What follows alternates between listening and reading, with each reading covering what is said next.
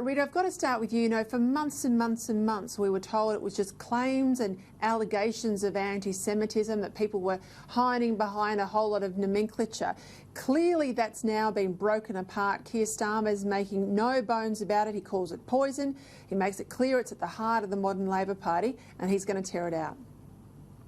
Oh, it would be hard for him to deny that. And I think that it's a great move that he said his success will be judged by whether those people will come back into the fold. All those Jewish people who left the party after years of support and could no longer support it because the deep-seated anti-Semitism that had become systematic within the party under Jeremy Corbyn. But I think it's also interesting that this gentleman is very much not in the mould that we were told we were going to see this modern Labor. It was all about the female candidates and having diversity in the leadership ranks, and yet they've gone to another middle-aged white man, very much in the Tony Blair mould. There's a party that is obsessed with identity politics, but when it comes time to elect a leader, they go for the middle-aged white man. Nick, this is their best chance of coming out of the Corbyn years by moving back to the centre, isn't it? Yeah, look, I think he's made a good start, Keir Starmer. He's got a strong background as a lawyer and headed up the Department of Public Prosecutions. He's run as a unity candidate in this contest, and that's exactly where Labor in Britain needs to be. They need to get back to the middle of the road, middle of High Street in Britain, so they can talk to middle-of-the-road Britons again. And so I think he's made a good start there, firstly by trying to expunge the stain of anti-Semitism, whether it's perception or reality. What he said needed to be said, and that's now a step forward for the party. And I think his early moves has been positive. He's keeping some of Jeremy Corbyn's policies, but he's also moving the party back to the middle. He's also promising to be a unifier, with the British Labor Party heavily factionalised between the pro-Corbyn forces and the moderates. I think he'll be the person to bring them back together.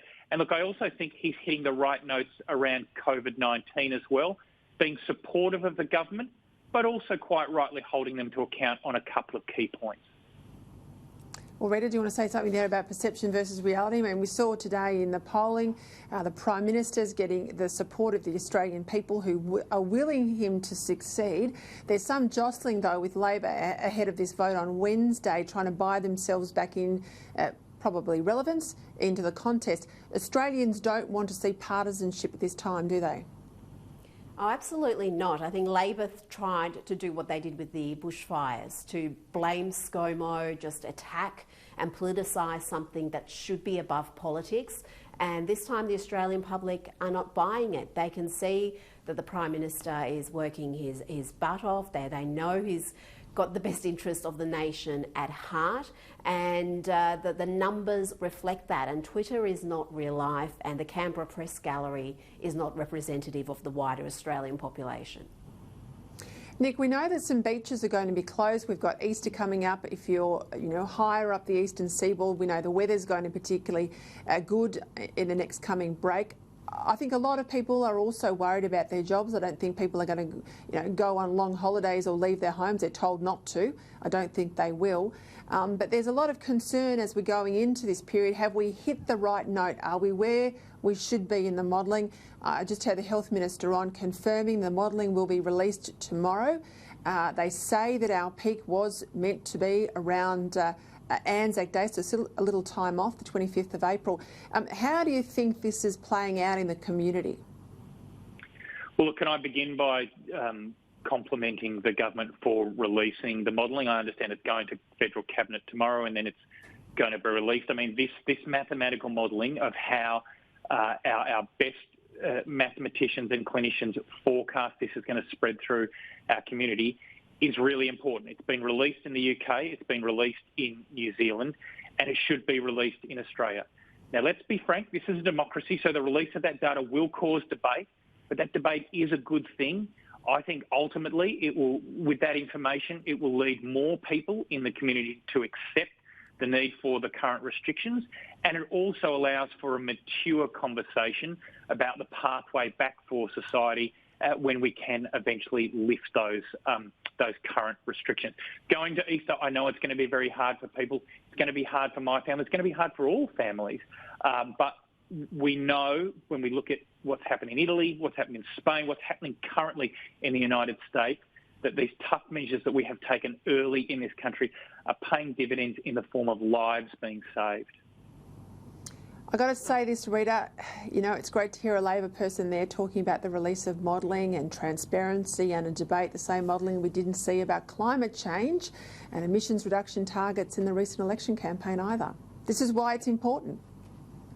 Absolutely. We couldn't even get modelling on how much the environmental policies were going to cost the last election, let alone this. I do think these tough measures, though, they need to make sense. There's been a few instances now where there's been overreach, I would say significant overreach, and I think that really undermines the public trust. So I think fining $1,600 a learner who's out getting a lesson with her mum in the safety of their car, there is no danger of getting coronavirus, that is not something that's going to endear the public to these tough restrictions on their personal liberties. So with the release of this... Nick, can I just go to something quickly? You know, you're a parent, Rita's a parent.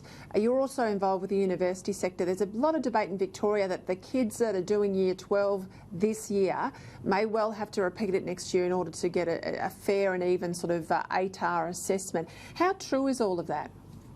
Look, it's a big debate, and of course Premier Daniel Andrews, his son is in Year 12, so he's feeling this issue acutely in his own family.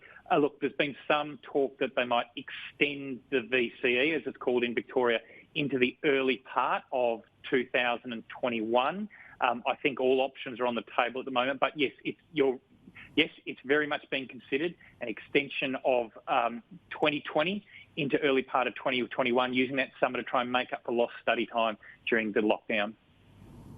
Yeah, I've got to leave it there. I know it's a real worry. They're the ones, I have to say, Year 12 students that I feel for the most, not just the scholastic stuff, the academic, but also the wonderful things that go on in that final year of school and the camaraderie that stays with you for the rest of your life. Yeah, I feel a feeling for them at the moment.